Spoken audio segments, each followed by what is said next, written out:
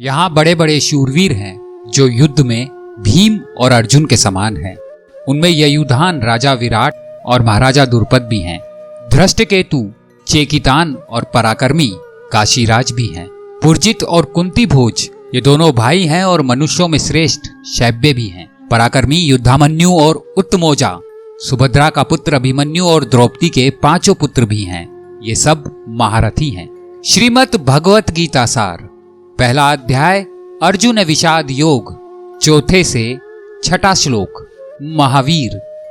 अत्र सूरा महेश्वासा भीमार्जुन समायुधि युयुधानो विराटश्च द्रुपदश्च महारथा धृष्टकेतुश्च चेकिताना काशीराजश्च वीर्यवान् पुरुजित् कुन्तिभोजश्च शैबश्च नरपुङ्गवः युधामन्युश्च विक्रान्त उत्तमौजाश्च वीर्यवान् सौभद्रो द्रौपदयाश्च सर्व एव महारथः।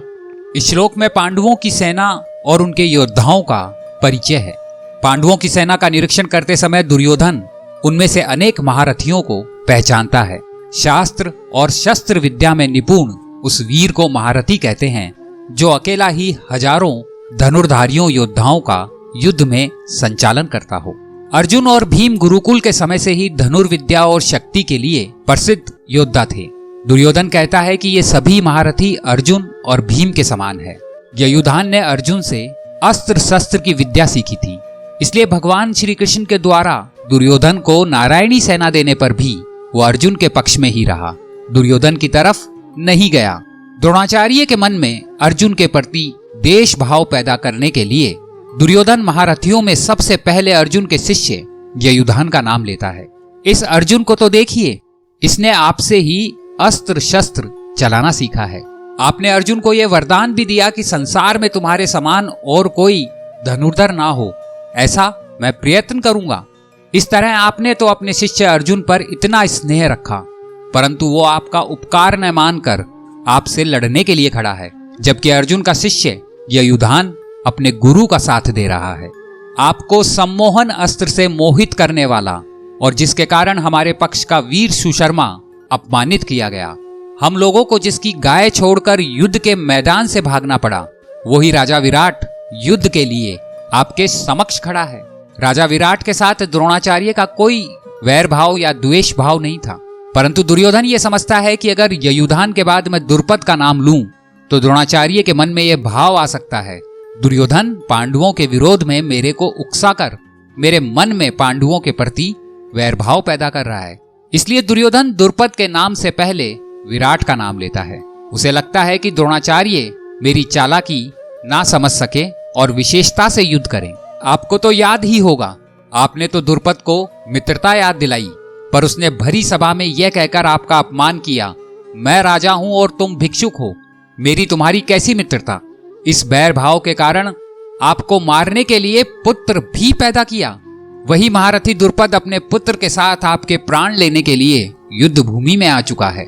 ये धृष्टकेतु कितना मूर्ख है, जिसके पिता शिशुपाल को कृष्ण ने भरी सभा में चक्र से मार डाला था।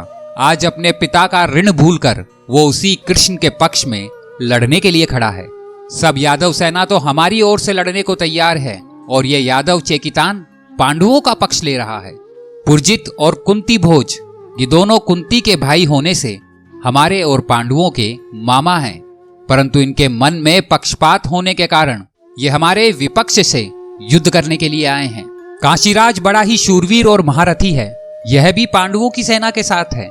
शैब्य युधिष्ठिर का ससुर है, ये मनुष्यों में श्रेष्ठ और बहुत बलवान है। परिवार के नाते इससे हमारा संबंध है। ये सभी विपक्ष में खड़े हैं, इसलिए आप सावधानी से युद्ध करना, क्योंकि ये बड़े पराक्रमी हैं। वीर योद्धा युधामन्यु और उत्तमौजा मेरे वैरी अर्जुन के रथ के पहियों की रक्षा के लिए नियुक्त किए गए हैं, आप इन पर भी नजर रखना। कृष्ण की बहन सुभद्रा का पुत्र अभिमन्यु ये बहुत शूरवीर है, इसने गर्भ में ही चक्रव्यूह भेदने की विद्या सीखी है। चक्रव्यूह रचना के समय आप विशेष ख्याल रखें। युधिष्ठिर, भीम, अर्जुन, नकुल और सहदेव इन 5 के द्वारा द्रौपदी को 5 पुत्र पैदा हुए हैं। इन 5 को आप देख लीजिए। द्रौपदी ने भरी सभा में मेरी हंसी उड़ाकर मेरे हृदय को जलाया है। उसी के इन 5 पुत्रों को युद्ध में मारकर आप उसका बदला चुकाएं। द्रोणाचार्य के मन में पांडवों के प्रति जलन पैदा करने और युद्ध में जोश दिलाने के लिए दुर्योधन ने पांडव सेना की विशेषता बताई। दुर्योधन के मन में विचार आया कि द्रोणाचार्य पांडवों के पक्षपाती हैं।